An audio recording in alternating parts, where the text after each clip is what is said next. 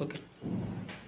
Doctor, the concept of glycemic variability has recently emerged as another measure of glycemic control, which may be even a better predictor of diabetic complications than mean HbA1c levels.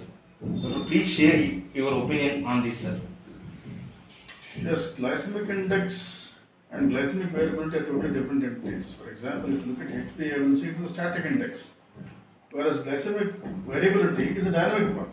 It tells you the ongoing changing levels of glucose and its effect in short term and long term on the especially endothelium, which will ultimately lead to this retinopathy, angiopathy, nephropathy. Yes, sir.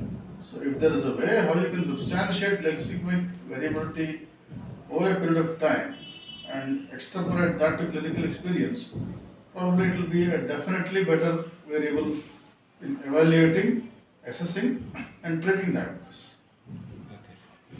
Thank you, doctor, for the opinion on this. Doctor, another one, sir. Doctor, is it important to address glycemic variability for reducing the micro and macrovascular complications in diabetes, sir? Yes, if you look at diabetes, in the short term, microvascular complications do occur.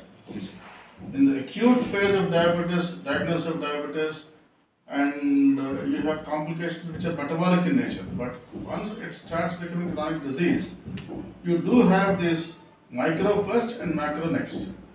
Until and unless the microvascular complications become complicated and spill over, they do not become macrovascular.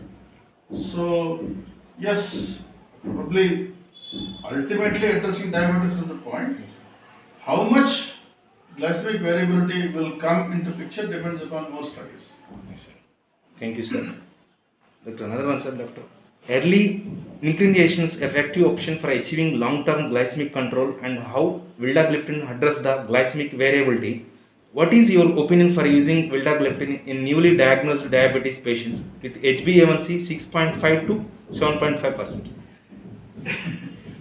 I'm not sure how much of a take I have on this, but if you look, most of the data is from the West. We don't have much Indian data. A few centers in India have done studies on diabetes 1, recently onset of diabetes, and the best drug used. Most of the studies include, they have taken the pancreatic mass into consideration and they have used insulin as the first line, and somehow they could find that there is a definite regression of diabetes and its aggressiveness in newly diagnosed diabetics. As of now, we do not have enough data Yes, sir. to tell that vildagliptin is the best.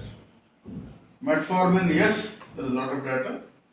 Insulin, yes, there is a lot of data. Gliptins, yes, probably there might be data. As of now, it's emerging. It is still in the fluid phase. The data is still emerging.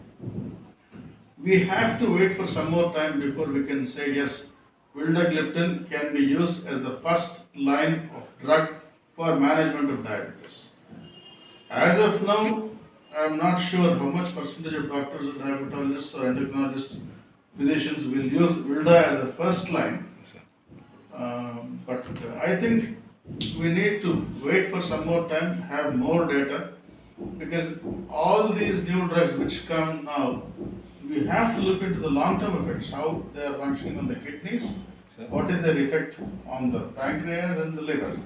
These are the three organs which have a say in diabetes.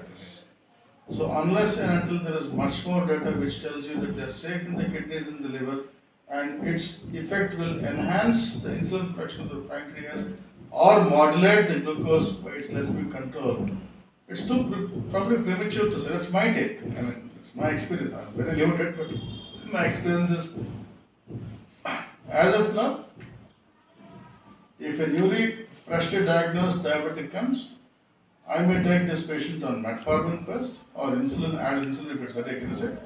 And probably within the first few weeks or months, we may change to a gliptin or vildagliptin.